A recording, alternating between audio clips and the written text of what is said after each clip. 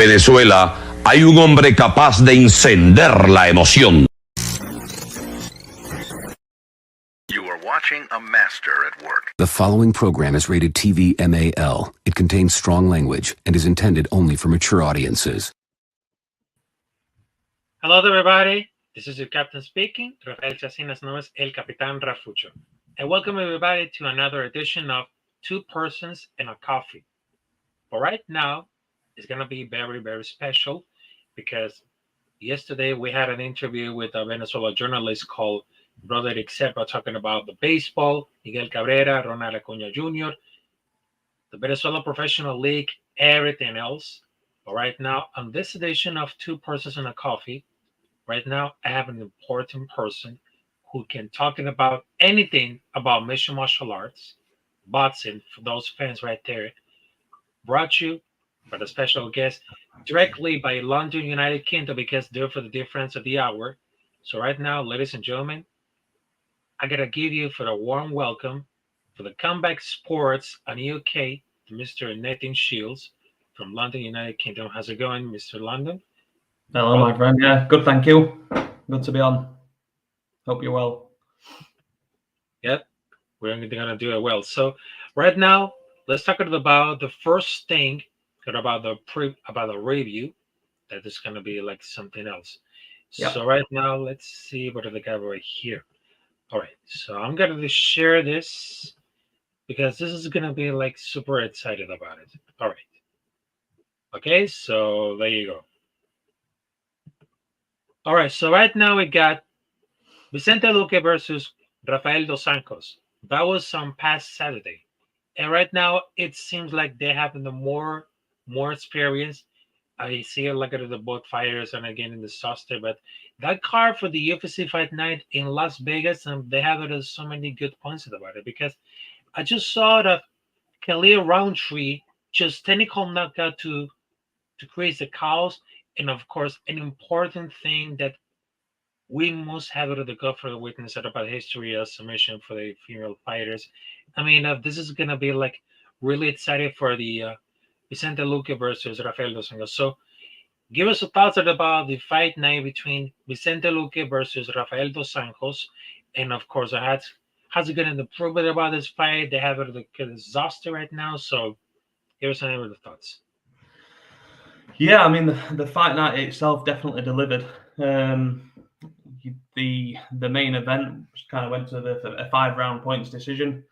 Vicente Luque taking the win there, but the undercard itself was stacked with finishes. I think the first 7 fights of the night all came by finish, and most of those were first round as well. So yeah, it was a very exciting card. Some devastating knockouts, like you mentioned, the Khalil Roundtree one there over Chris Daukaus. Yeah, some special performances on there. Mm-hmm. So I just thought that it's gonna be like something really important because what I thought about it because two amazing fighters from Brazil, they have something very potential. But this right here, it's something very magical. I mean, they have something that no one can understand about the power, the intensity about fighters between Vicente Luque and Rafael dos Anjos from Brazil. I mean, Vicente Luque was the silent assassin, and Rafael dos Anjos was the great favorite. But what I was just solid about it, the biggest winner of that one, that was Roundtree. Not only he has 4 straight wins after stopping the calls in the first round technical knockout, but that was a real debut for the former heavyweight debut at 205 pounds. But the most recent, there's like a drastic difference. They had to go to slump the second for the go for 2018 to 2021. So he was looking for the bill for the moment and he had come out to the top 10. And also, that was something that was really, really important. That was something that I was getting into it.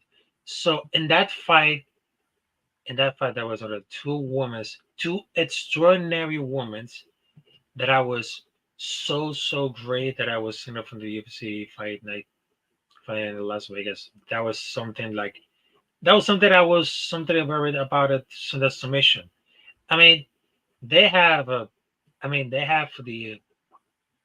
I mean, they have already the things right here. All right, so give me your thoughts about Chris the Cause versus Kelly Roundtree. That was like the perfect technical knockout.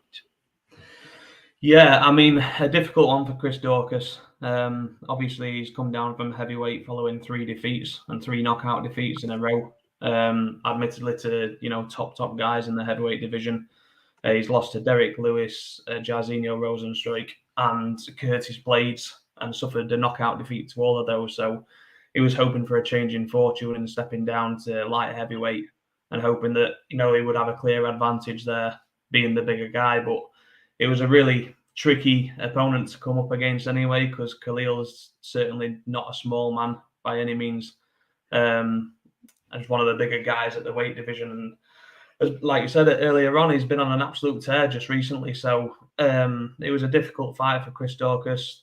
When the two started out, they were exchanging heavy blows. Chris was quite happy to engage and get involved in those exchanges, but unfortunately, Khalil was clearly packing the heavier punch. And for Khalil Roundtree, I mean, it was a spectacular knockout. Mm-hmm. And by the way, there was a third fight that I was very interested in about the women's, which is Yasmin Lucido versus Poliana Viana.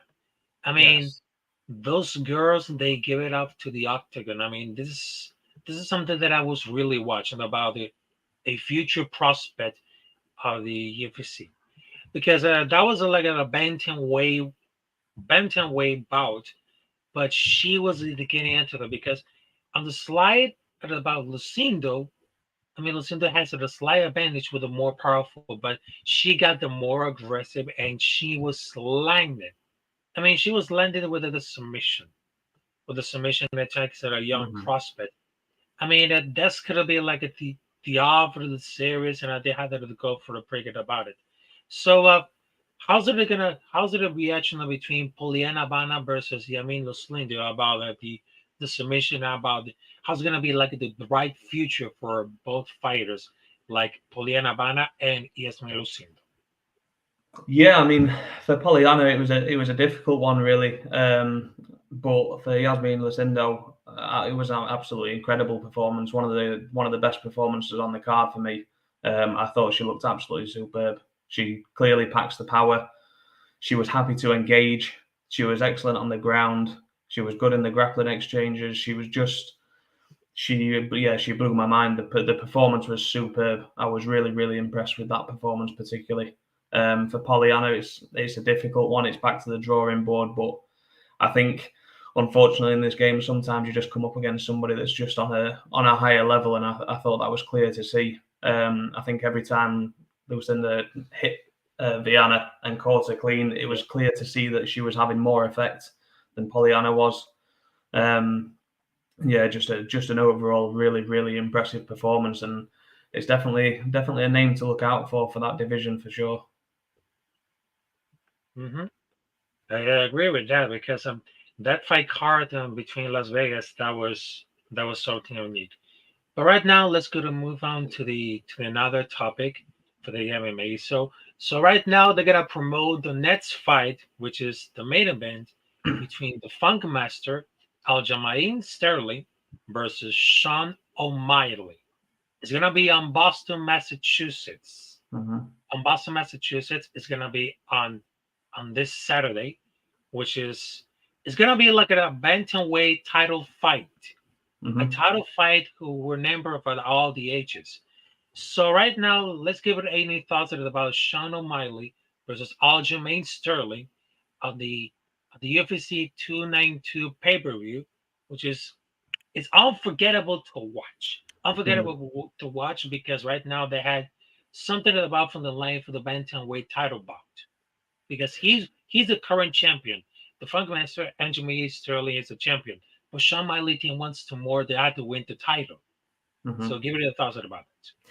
Yeah, I mean, it's an exciting fight for sure. Aljamain Sterling, to quote Sean O'Malley, is the greatest bantamweight of all time. Sean O'Malley's words, but it's definitely a conversation to have now.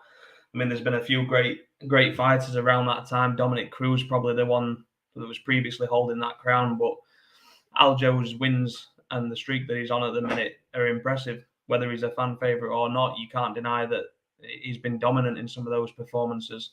And the names on the resume, I mean, he's beaten Corey Sandhagen, he's beaten TJ Dillashaw, he's beaten Peter Yan twice. One of those was for obviously the illegal knee when he won the championship, and then last time out beat Henry Cejudo, who's an all-time great. So Aljo's not necessarily been a fan favorite and has caught a lot of criticism since winning the belt, but you can't knock the performances. I mean, he's been dominant against some really great former champions and top contenders. So it's an interesting one. Obviously, Aljo's style is very wrestling and grappling heavy. So he'll be looking to take the fight to the ground. And Sean O'Malley is one of the most explosive strikers in the division. So he's got a very unique style, Sean. He throws kicks and punches from angles that you're maybe not going to expect or traditionally you wouldn't expect. And he certainly carries power. You know, he came through in his early UFC days and was just knocking people out for fun. And they were all early stoppages as well. And there's been some debate as to whether Sean O'Malley deserves the title shot because his resume doesn't necessarily stack up to other people in the division. But his rankings there, Merab was obviously the number one contender, but him and Aljamain Sterling are best friends. So that fight was never going to happen. And I think this fight, win or lose, will probably be Aljamain Sterling's last fight at the weight before he moves up. Yeah, that's right. And of course, we got the image right here. So there you go for the card for the UFC 292, which is between Aljamain Sterling versus Sean O'Malley. It's going to be on the maintain title match.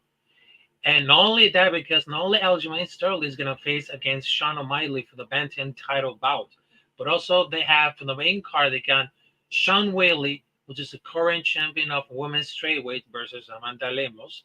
They had Ian Machado Gary versus Neil Magny, Damon Blackshear versus Mario Bautista, and Marlon Vera, which is known as El Chito Vera versus Pedro Munoz. Both they are for the bantamweight. So not only Aljamain Sterling versus Sean O'Malley is going to impact all of the bantamweight title bouts. So there's a current 4 fights on the main card, which is Sean Whaley versus Amanda Lemos, Ian Gary versus Neil Magny, Damon Blackshear versus Mario Bautista, Marlon Vera versus Pedro Munoz.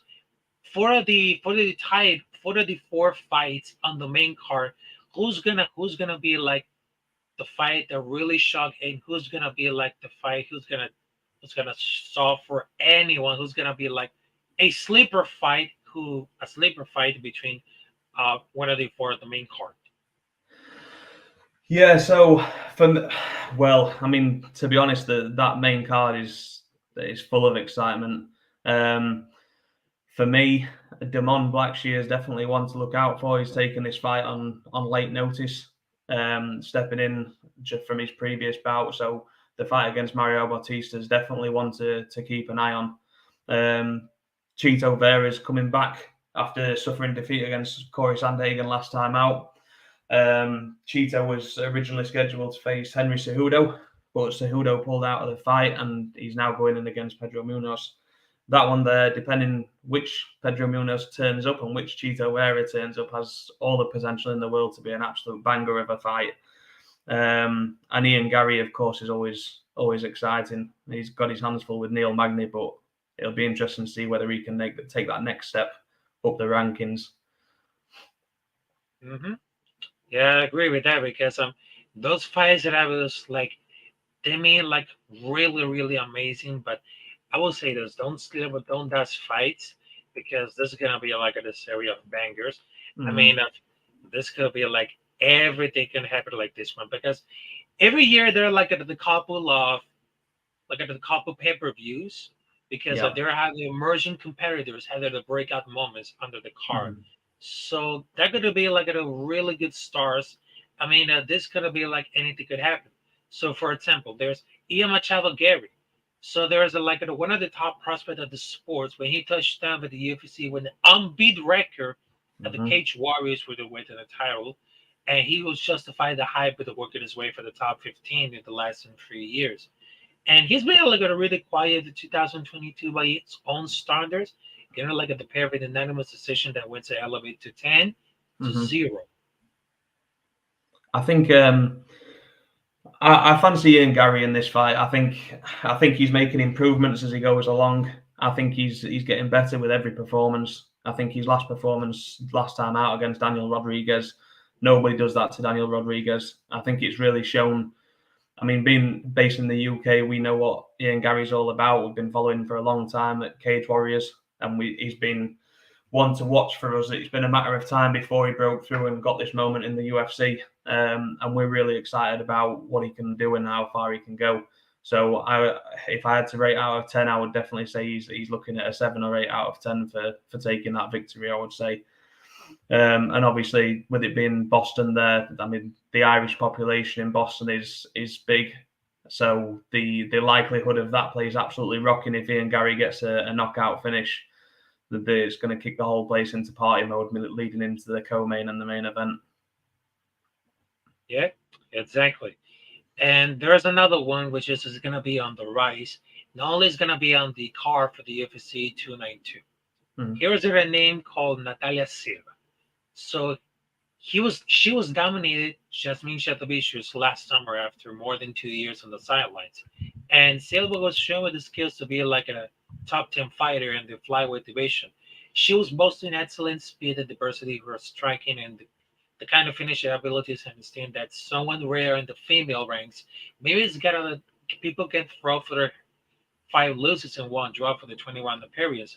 But there's like a deeper examination of her resume shows that she made like a pro debut at 18 years old. She went for 3 wins, 4 draws, and 1 lose. And her first 8 fights, it has gone 12-1 since. And with her lone setback coming up against top 15 fixer Marina Rodriguez and at the end of 2017. Yeah, I think it's a well set up matchup. I think Andrea Lee there at the number 13. I think we could be looking at a very similar situation to what we just saw with Luthindo. I think the opportunities there to go out and snatch that ranking, and I think it's definitely something which is one to keep an eye on. To be fair, again, it's another one of those names there that's down on the prelim card, which is again full of excitement. I mean, another 2 fights that I'm really looking forward to on the undercard of that is obviously we've got Chris Weidman making his return, long anticipated return after his leg break. So Chris Weidman will be stepping back in with Brad Tavares, and it'll be interesting to see what Chris's state is like coming in with that after a long time out with a broken leg. And as well as that, you've got Andrei Petroski fighting Gerald Meerschaert on the undercard there as well. If you've not seen too much of the Petroski in particular, he's very wrestling heavy, but he's an absolute concrete blanket. So if he gets hold of Gerald, as much as Gerald's a bit of a submission king himself down there, Petroski trains with Daniel Gracie. So he's more than capable on the ground as well, and won't be concerned about going down there. So that's another exciting matchup on the prelim card. Yeah, I agree with that. So right now, let's move on to the next topic. And I know it sounds like very polemic, sounds very controversial, but I gotta show that I'm sharing the image right here. So here's Dustin Poirier and Conor McGregor. So why should I talk about Conor McGregor? Because right now the Notorious is getting back to the UFC, and he announced his return to the presence of the O2 Arena in London to watch the boxing match between Anthony Joshua versus Robert Kelenius. And he will confirm that he will fight the UFC at December against Michael Chandler.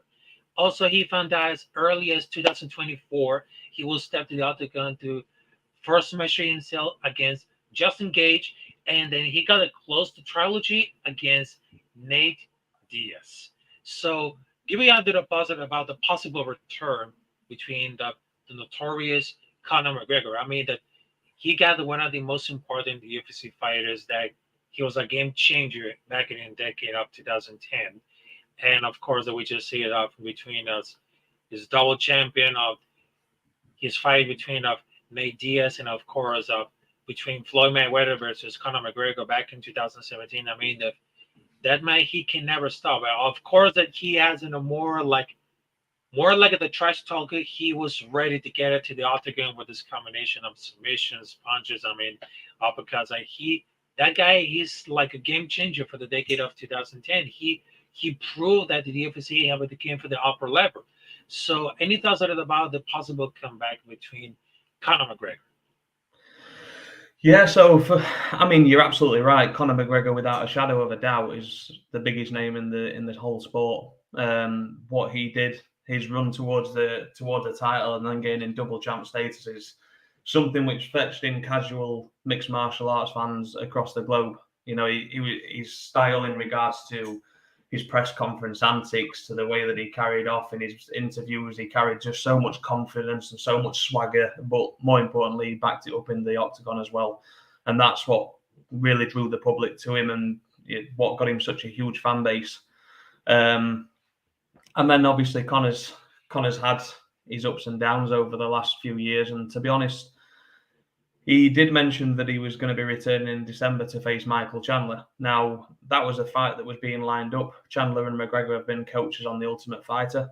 So the natural progression of the coaches on The Ultimate Fighter is that at the end, they go up head-to-head, one against each other at a later date scheduled bout.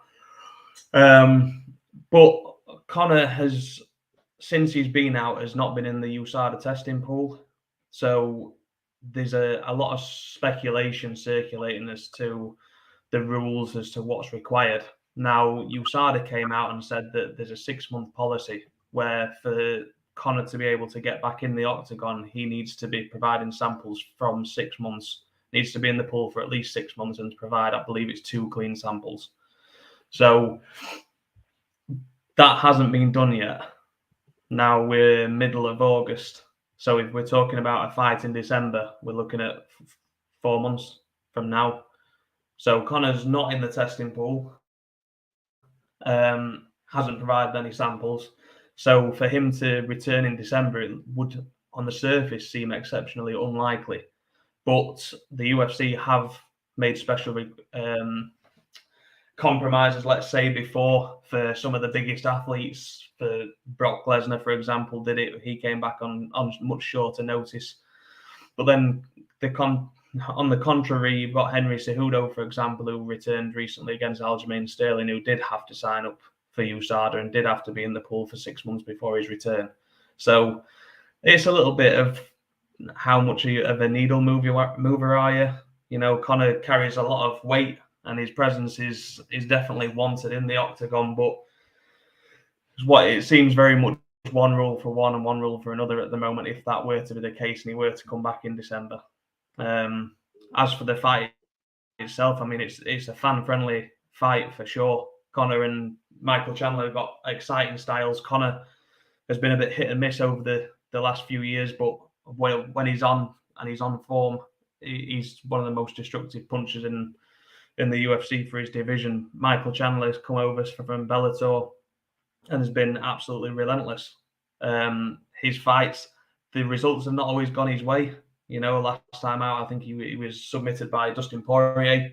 But before that, he's had absolute wars with Charles Oliveira. He's had a war with Justin Gaethje. He's had the explosive knockout of Dan Hooker on his debut. And Michael Chandler's just not... You can't miss Michael Chandler when he's fighting. He's all out entertainment. And the two of them getting it together is an exciting prospect.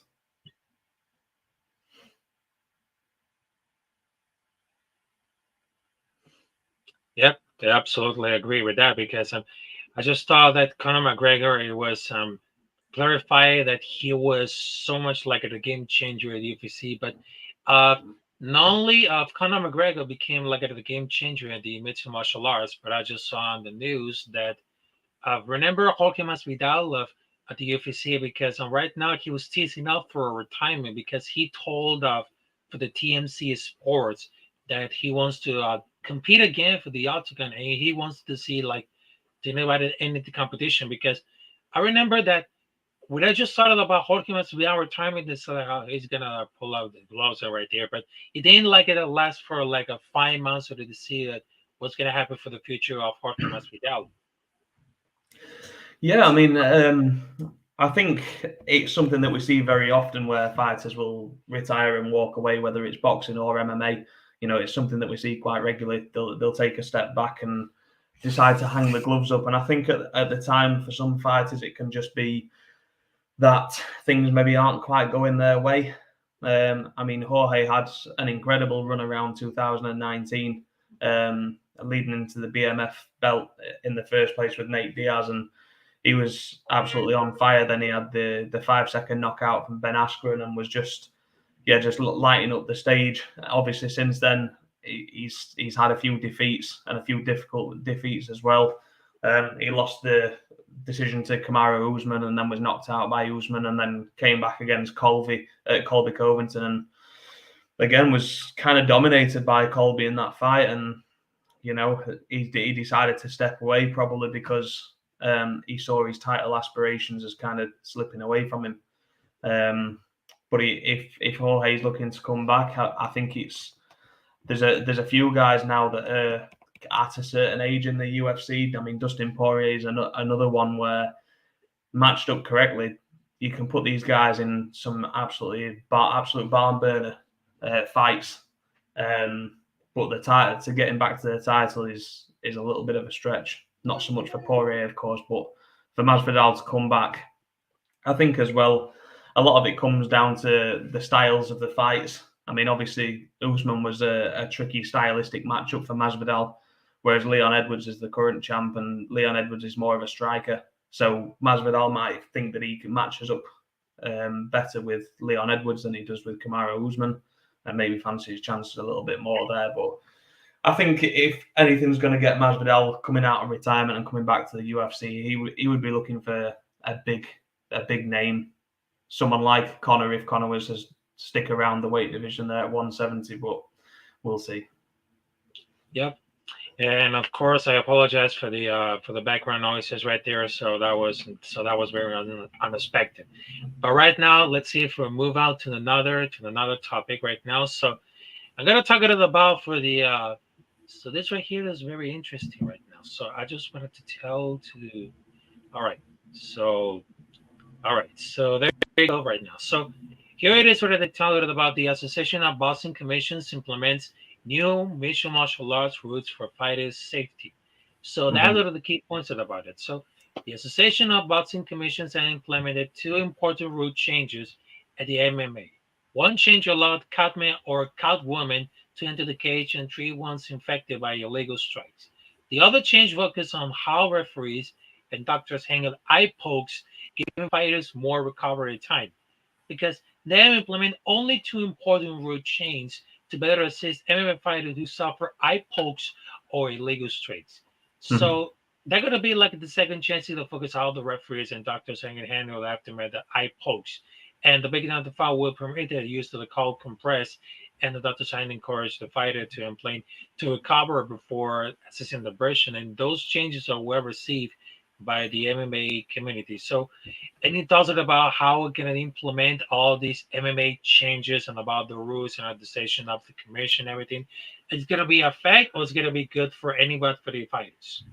Yeah, I mean, it's absolutely a positive step. I think we're in the grand scheme of things. You look at boxing, for example, which has been around on the world scene for forever, and mixed martial arts as a whole is a lot more of a younger sleeping giant, if you like. It's still growing, it's still getting bigger, it's still becoming more popular, and the official rule sets are initially very much based around that of boxing, and now you're starting to see more MMA related diversions from that, where they're starting to implement new rules to improve the sport. And I think both rules are required. You know, I mean, if you look at instances where, you know, if you were to catch an illegal knee or a headbutt or something like that, an accidental headbutt, for example, if that then leaves a gash across their head, but you've only got your time in between rounds to fix it, then that's putting that fighter at a massive disadvantage. So the ability for a cut man to come in and, you know, really slap some Vaseline in there and do what they can to help that. I mean, we've seen a number of fights stopped from this sort of thing. So I think if it gives an opportunity for to continue the fights or give the fighter the best chance to recover from something that was unintentional or illegal, then I think it's a no-brainer that that's an improvement for the sport. And likewise, again, when we talk about the eye pokes, it's been something that's been frequent in mixed martial arts, especially in the UFC. I mean, we're seeing a lot of eye pokes, and it's getting to the stage now where we're starting to see more and more fighters say that they're unable to continue, or doctors saying they're unable to continue because their visibility has just been impaired that much. So it's the same thing again. I mean, the first thing is obviously a benefit that the fighters get 5 minutes to recover from an eye poke now, which is obviously a massive thing. And I think allowing again some intervention to clear the eye, to come in and actually do some work on the eye, again, it is only a positive thing, because what we're seeing under the current rules is a fighter gets poked in the eye and then they're asked almost immediately whether they can see, and the visibility is clearly impaired immediately after being poked in the eye. So given a 5 minute period and allowing for it to be treated and then reassessing after the 5 minutes, I'm not convinced that it will necessarily allow some of these fights to continue in the really bad scenarios, but at least we're giving the fighter every opportunity to recover to a point where they feel they're willing and able to continue. Mm-hmm. Yeah, I agree with that, because there's gonna be like an implement for all these rules for the next few months or years, something about that. So right now, let's move on to the next topic.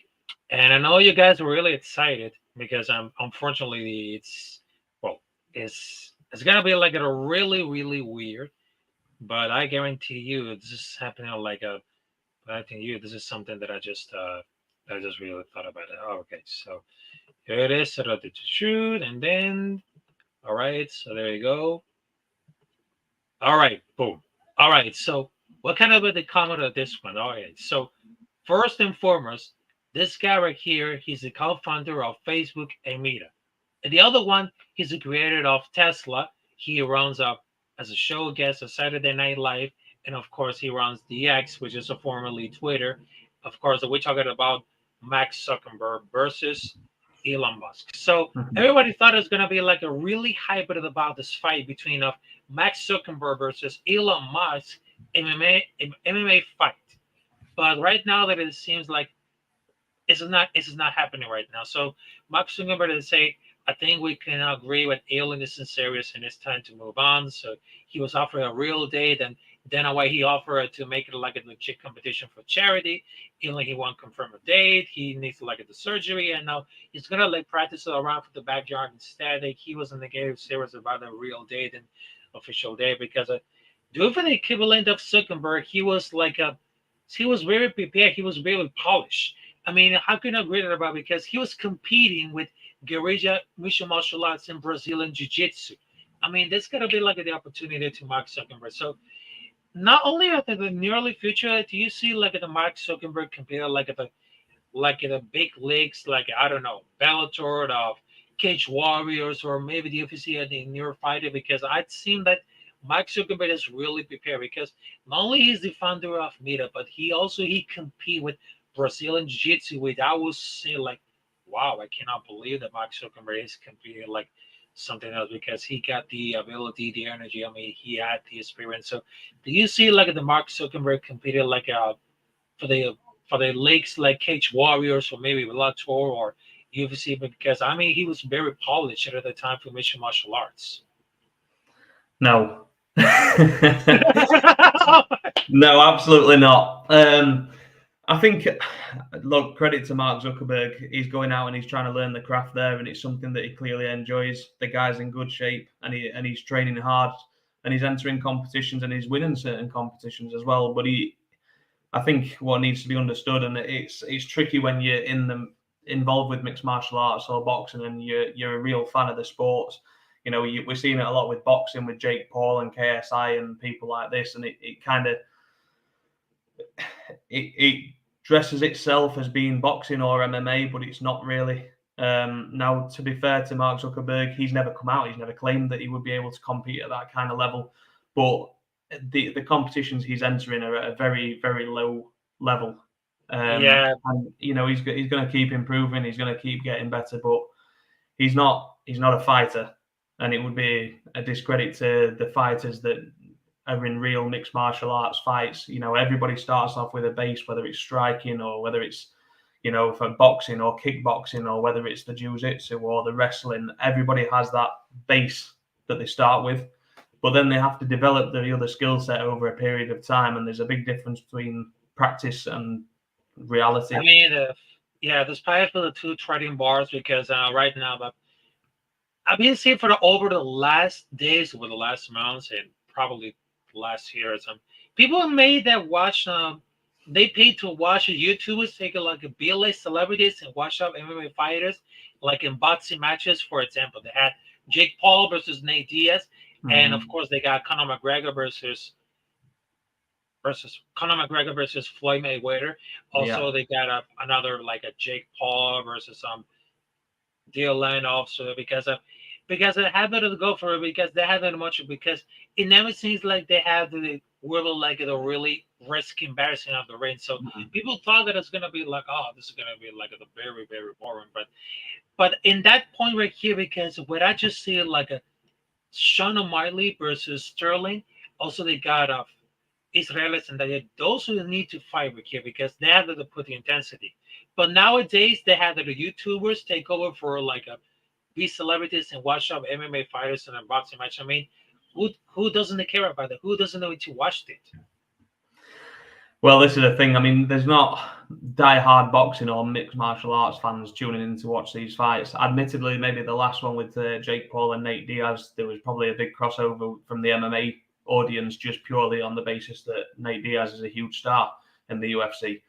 And, you know, people would tune in on the hope of seeing him do something special. But, I mean, when we talk about Mark Zuckenberg competing against, you know, high-level mixed martial arts athletes, it's a good comparison to make the Jake Paul Nate Diaz one, because Nate Diaz went over to fight in boxing and he's not a boxer. He's a mixed martial artist who favors his jiu-jitsu on the ground.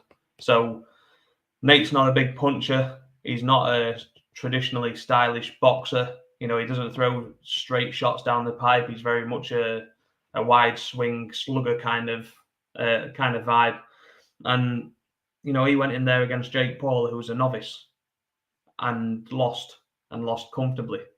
You know, that's him stepping into a sport that isn't really his sport, and it's a good comparison to make because, you know, you look at Jake Paul, for example, who lost his last fight to Tommy Fury, and Tommy Fury is a very low-level British fighter. You know, the reality is, obviously, it's the same as what they have over in the States. You know, in the UK here, we have regional scene fights and we have English titles and British titles and Commonwealth titles. Then you get up to sort of the European titles and then you're on to world titles. And the reality is that Tommy Fury could not win an English title, more than likely, because he's not at a level to be able to do that. He's done very well for himself because he's a Love Island star and he has the celebrity side. And that's why he's going down the route of fighting Jake Pauls and KSIs, because he's good enough to beat them. Whereas the traditional boxing route is not something that they could do. And it's the same thing with Mark Zuckenberg. You know, Mark Zuckerberg's not out there calling MMA fighters out and saying he's going to do this, that, and whatever. But the reality is he's learning jiu-jitsu like millions or hundreds of thousands of people are around the world. But there's a very, very small 1% of that population that make it into competing at the highest level of mixed martial arts. And yeah, he's not going to be in that 1%. I agree. So right now, let's check them out for the comments right here. It's going to say, Jimenez, salute Nathan, salute. Radio Nation Jason say, salute Rafa, Nathan, Jimenez. Also, we got J-Dub, Rafa, salute, bro. Also, they say, just stopping by to say what's up, off to work right now. Yeah, I agree with that. Ryan Cover to say, good morning, faithful. Thanks for all these persons who came out for the chat right here. So there's one last thing that we need to talk about. One last thing. It is about the breaking news. Because I'm going to share the screen right here because this is going to be like really exciting. So breaking news, folks. Oh, there you go right here. So this gentleman right here is the All-American. He's going to return on Saturday, which is not only that, Chris Weidman, he's getting back at the octagon for the first time since 2021 at UFC 292. So let me take it about it, because right now it has to go over, because he was born at Bellevue, New York, at United States. He was born at 17 June in 1994. He was practicing of jiu-jitsu, Brazilian jiu-jitsu, boxing, wrestling, and he has arrested this with 21 because he had 15 victories, 6 by knockouts, 4 by submission, and 5 by decision. I mean, what can I say about Chris Weidman? I mean, he's the All-American. So, and he talks about Chris Weidman returns and how could it be feel like very healthy about, because right now I just see like a very, very uncomfortable about the leg injury, about the decision of the doctor. So the last thing tell us about the possible return of Chris Weidman, the All-American fighter, is going to be on the octagon on this Saturday. Yeah, well, Chris, like I said earlier on, Chris Weidman's booked in to fight Brad Tavares, and he's coming back after the horrific leg break. I mean, it's funny, really, because I was listening to Michael Bisping's Believe You Me podcast with Anthony Smith. And Anthony Smith has trained with Chris Weidman on a regular basis and says that Chris Weidman is by far the best mixed martial artist that he's ever trained with. And he said that basically it's unbelievable to him that Chris Weidman has ever lost a fight, because he's just that good in the training room. Now Chris has had an incredible run and has got wins over the likes of Anderson Silva, and he's been around for a long time. He's a veteran of the sport. He's a fan favorite. He's a real nice guy, and yeah, I think everybody wishes Chris well and is happy to see him get back in there in a matchup, which again could be a really, really good matchup. So Chris Weidman's return against Brad Tavares will be again must see television. And yeah, we wish both men all the best in that one. Mm-hmm. Yep, and I agree with that, because Chris Weidman, I mean, he was so very unique, and it's gonna be like a really amazing. I mean, there's a lot of the things that I had to say that, and yes, he was tweeted about to say, "I am back, baby," because he has almost 40 years. He was in the comeback after he broke the leg at almost like 2.5 years. But I would say that they're gonna be like the perfect comeback. And ladies and gentlemen, I mean that concludes our interview, our analysis of this show interview called Two Persons in a Coffin. I will say that thank you, Nathan T. Shields from Combat Sports UK, to allow it about the protection and of course the analysis about the MMA and boxing things that about it. So what can I say about it? Thank you, Nathan Shields, for giving us sort of like an interview analysis about what's happening at the UFC and everything else. No, I appreciate you having us on, and like I said, for anybody watching that wants to keep up to date with what we're doing, search for Combat Sports UK across social media. They're on Instagram, Facebook, and Twitter. The Twitter handle is @Combat Sports UK.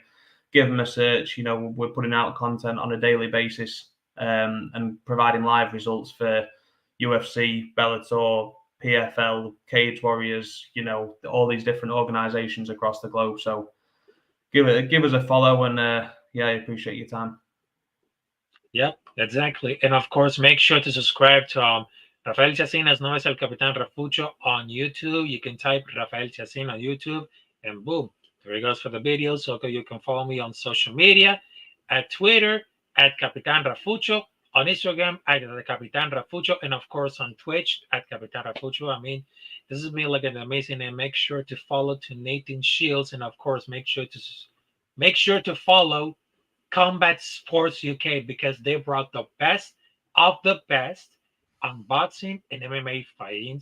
And of course, they got reviews and also breaking news and analysis, depth analysis. So I just wanted to say thank you, Nathan Shields. And of course, thanks for everybody else pulling up this show right here. So my name is Rafael Chacín, as known as El Capitán Rafucho. And I will see you there next time for another episode of Two Persons in a Coffee. But right now, I just wanted to say, for one of my friends, and of course, El Capitán Rafucho se despide, so I will see you there next time. So, peace out. Thank you very much. Mm-hmm.